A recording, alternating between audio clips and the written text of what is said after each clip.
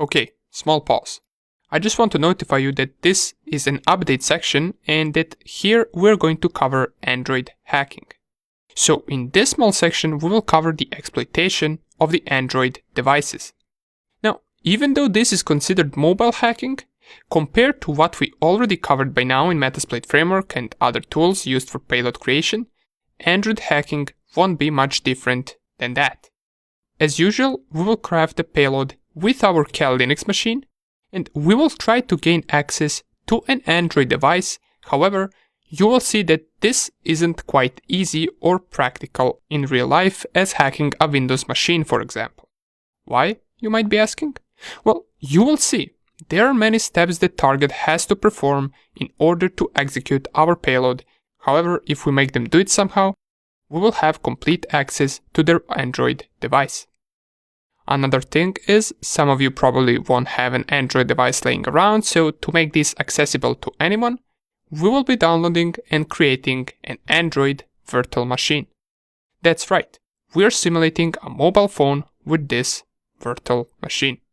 If you actually have an Android device, feel free to use that one instead to test these payloads out, as that would be the best practice since some of the post-exploitation options won't work on a virtual machine. Once we set up our virtual machine, as mentioned, we will deliver the payload to the target, but what is it that we're after on their device besides just having an access to it and being able to control it?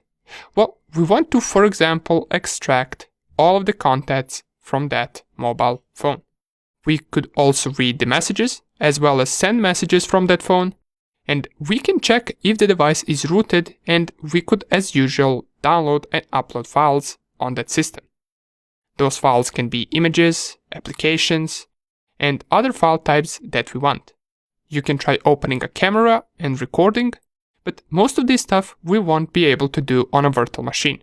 However, I will show you how to run those attacks nonetheless, just in case you try gaining access to a real Android device later on.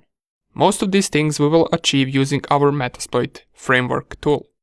We will create the payload for Android devices using MSFVenom, and we will catch the connection back with MSF console. All of this stuff we already know, so we will just get straight into that.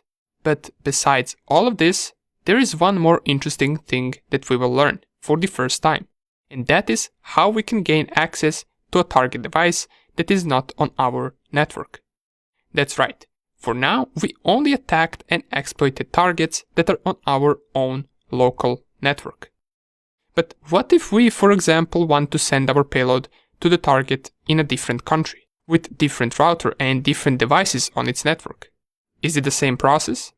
Well, you will see that it isn't actually quite the same, but it's not a hard process either. You can later apply this for any target whatsoever, whether it runs Windows, Linux, or even Android.